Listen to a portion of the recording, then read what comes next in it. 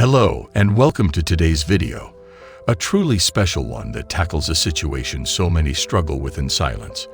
Living with a narcissist when walking away isn't yet an option.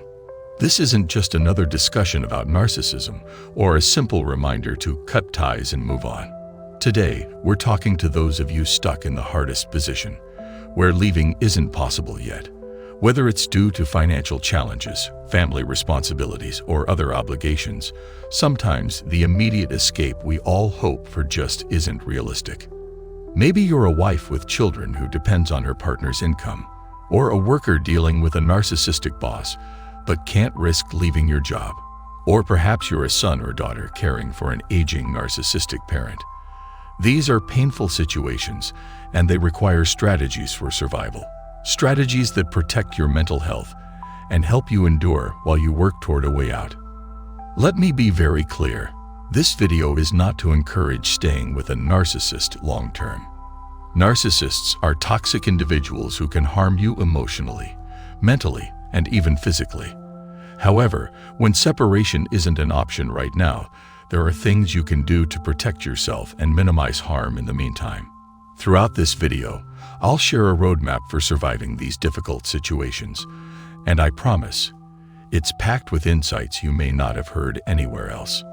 Before we dive in, I encourage you to like this video, subscribe to the channel, and hit the bell icon so you never miss new content. Thank you for being here, and let's get started with the survival steps that could make all the difference for you. Step 1. Take a distance. The first survival step is crucial. Take a distance from the narcissist. This doesn't always mean physical separation, though that's ideal if possible. Instead, it's about creating emotional, mental, and even logistical space in your day-to-day life. Narcissists thrive on control, manipulation, and keeping you in a state of chaos. The more time you spend in direct contact with them, the more power they have to confuse you, drain your energy, and trap you in their toxic cycle.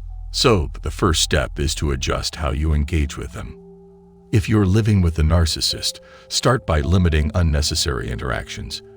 Don't spend every moment in their presence. Create a personal space that's just for you, your sanctuary, no matter how small it is.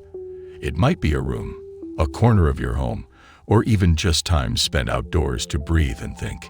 Having a space that's physically or emotionally separate allows you to recharge and reflect. Rethink your communication routines as well.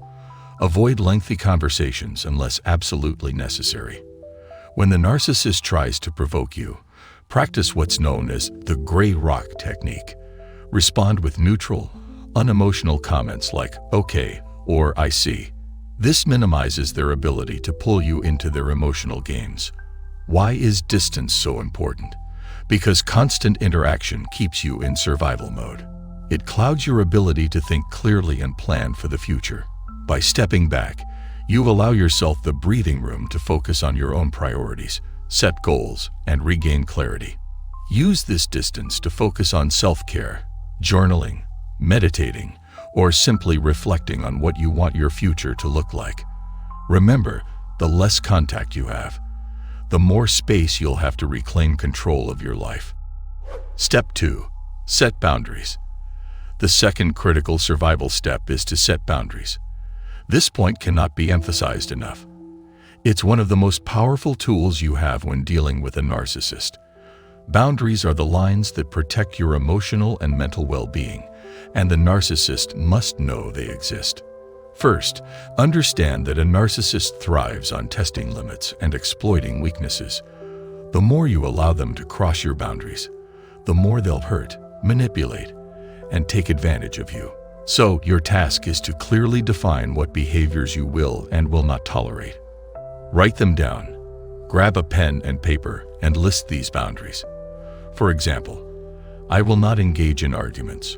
I will not allow yelling in my presence, or I will not tolerate disrespectful comments. These boundaries should reflect the situations that most harm you or make you feel powerless.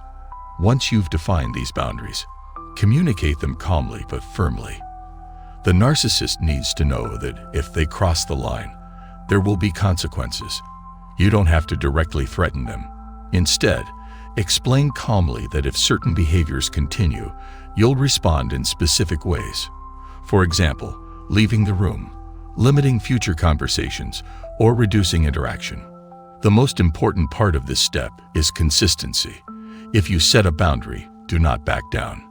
Narcissists are experts at testing your resolve.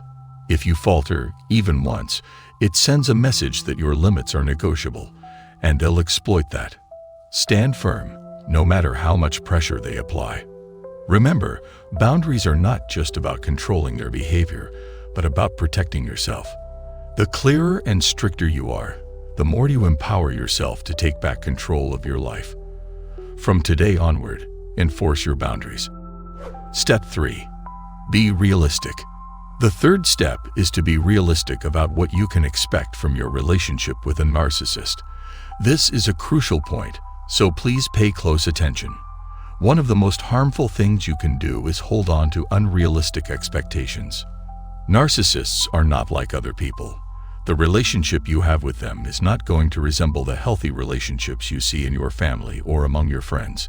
It won't look like the connection you share with people who respect you, care for you, and understand your needs. And it's crucial that you don't compare. Don't expect your narcissistic partner to sit down with you for a calm, rational discussion about your feelings or issues in the relationship. Don't expect them to ever take responsibility for their actions or apologize sincerely. Don't expect them to ask for your forgiveness or make any meaningful change in their behavior. The truth is, they likely won't, and that's something you need to accept, no matter how difficult it may be. By lowering your expectations, you protect yourself from deep disappointment and frustration. If you expect a narcissist to act in ways they simply cannot, you'll find yourself perpetually upset, always waiting for something that will never come. But if you let go of that hope and accept them for who they are, flawed, self-centered, and often destructive, you will start to experience a sense of peace. This doesn't mean you accept their behavior, but it means you stop waiting for them to change in ways that are beyond their capability. The moment you stop expecting the impossible, you create space for realistic peace in your own mind. This acceptance helps you coexist with less emotional turmoil, allowing you to focus on your own well-being instead of chasing a dream of change that may never materialize. Step 4. Breaking the attachment.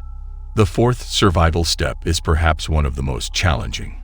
Breaking your emotional attachment to the narcissist. This step is all about shifting your mindset and emotional approach to the situation. First and foremost, you need to understand that the problem isn't you, it's the narcissist. The way they treat you, the manipulation and the cruelty, isn't personal. It's their pattern, and they would treat anyone else in their life the same way. This is not about your worth or your value. This is about their deep-seated issues. Now it's time to start creating emotional distance. This doesn't mean you suddenly stop caring about the person, but you must begin detaching emotionally from their actions. Start by cultivating emotional neutrality. When the narcissist tries to provoke or manipulate, practice not reacting. Instead of getting sucked into their chaos, view their behavior with emotional detachment. Try to see them as you would a child throwing a tantrum, not as someone with the capacity for healthy emotional exchanges, but as someone lost in their own dysfunction. Breaking the attachment also means developing a life that is independent from them. Invest time in building your own self-worth and confidence. This could mean picking up hobbies you love, diving into personal development books, or spending time with people who nurture your growth. The more you focus on yourself, the less power they will have over you. Becoming emotionally independent is key. Think of yourself as an emotional rock, solid, unmovable, and calm in the face of their storms. With time and consistent effort, you'll find that you are no longer affected by their manipulation, and that emotional independence will make you resilient to their daily poisons. Remember, the worst thing that can happen to a narcissist is seeing their victim evolve and grow stronger. You have the power to make that change. Step 5. Independence. The fifth step in surviving a relationship with a narcissist is to cultivate your independence. This is absolutely crucial if you want to maintain any sense of self amidst the chaos that the narcissist creates. One of the most effective ways a narcissist exerts control over you is by isolating you. They create a closed system where your decisions, relationships, and actions revolve entirely around them. To regain your power, you must begin to rebel against this system. Start by seeking outside support, friends, family, or even professional help. Reconnect with people who empower you and lift you up, and start building new relationships that help you grow, rather than keep you in the narcissist's shadow. It's time to make independent decisions. Even if they're bold or unconventional, trust your judgment and stand by your choices. Don't allow the narcissist to dictate your actions or make you second-guess yourself. This independence will help you feel more confident in your ability to navigate life on your own terms, rather than under their control. An essential aspect of true independence is financial independence. Narcissists often use money as a form of manipulation and control. By tying you to them financially, they hold power over you, limiting your freedom and options. This is why it's crucial to start working toward an independent source of income, no matter how small it may be at first. Whether it's a side job, freelancing, or finding ways to save and budget more effectively, every step you take toward financial independence diminishes the narcissist's power over you.